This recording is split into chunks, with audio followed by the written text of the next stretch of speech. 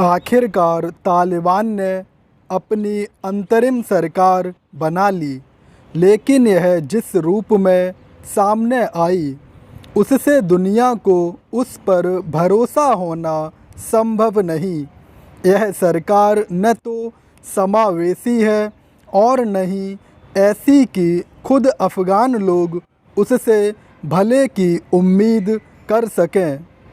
इस सरकार में न तो अल्पसंख्यक हैं और न ही महिलाएं। इसमें तालिबान के विभिन्न गुटों का वर्चस्व है और वह भी खास तौर पर पश्तूनों का। इससे भी चिंताजनक बात यह है कि इसमें तमाम नेता ऐसे हैं जो संयुक्त राष्ट्र सुरक्षा परिषद और अमेरिका की ओर से घोषित आतंकी हैं। साफ है कि तालिबान ने अपनी प्रेस कॉन्फ्रेंस के जरिए दुनिया को भरोसा दिलाने की जो कोशिश की थी वह महज एक छलावा साबित हुई। तालिबान प्रवक्ता ने जो कुछ इस प्रेस कॉन्फ्रेंस में कहा था उसका कोई लिहाज नहीं रखा गया।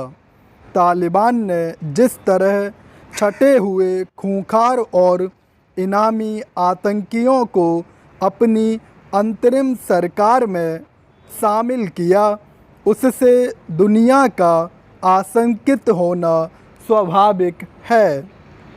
तालिबान नेताओं ने घोषणा की है कि उनकी सरकार शरिया के हिसाब से चलेगी। इसका मतलब है कि 21वीं सदी में अफ़गानिस्तान को मध्ययुगीन तौर तरीक़ों से चलाया जाएगा, जिनमें महिलाओं के लिए कोई स्थान नहीं होगा।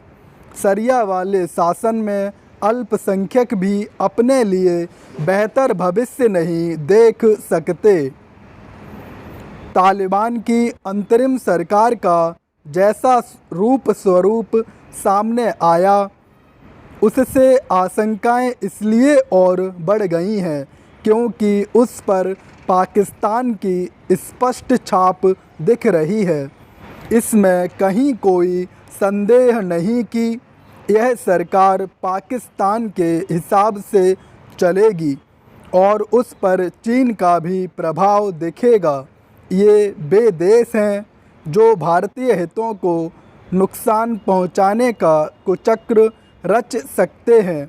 स्पष्ट है कि तालिबान के ऐसे दावों के बाद भी भारत को सतर्क रहना होगा कि अफ़गानिस्तान की धरती का इस्तेमाल किसी अन्य देश के खिलाफ नहीं होने दिया जाएगा। इसकी भरी पूरी आशंका है कि ऐसा होगा।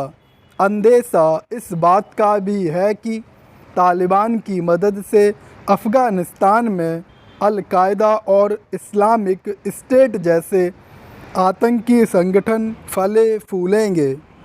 ऐसा होने का मतलब है सारी दुनिया के लिए खतरा बढ़ना।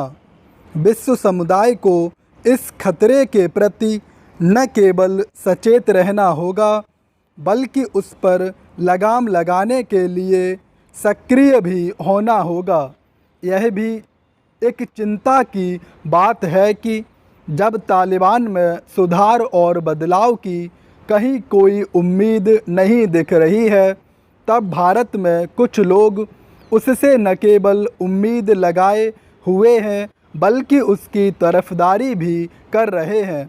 ऐसा तब किया जा रहा है जब तालिबान अपनी अमानवीय हरकतों से खुद को बेनकाब कर रहा है। दिल्ली में 2 नए बायोमेडिकल वेस्ट प्लांट लगाने की दिल्ली प्रदूषण नियंत्रण समिति DPCC की योजना समय की मांग है। DPCC ने स्वास्थ्य सेवाओं में विस्तार को देखते हुए राजधानी को 2 क्षेत्रों में बांटकर योजना तैयार की और अब इनके लिए निविदाएं मांगी गई हैं। उत्तर पूर्वी दिल्ली और शाहदरा क्षेत्र को एक हिस्से में रखा गया, जबकि पश्चिमी, दक्षिण पश्चिमी और मध्य दिल्ली क्षेत्र को दूसरे हिस्से में रखकर स्वास्थ्य सेवाओं में भविष्य में होने वाली वृद्धि का भी आकलन किया गया है।